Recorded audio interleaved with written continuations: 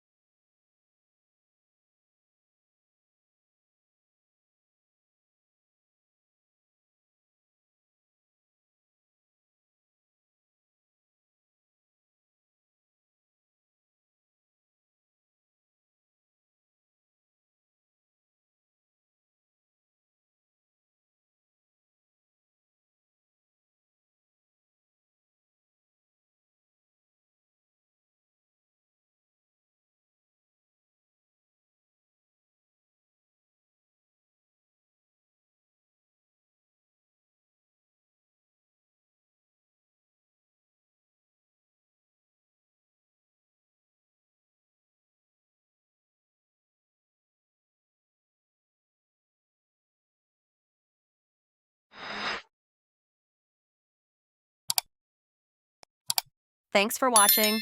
See you in the next video.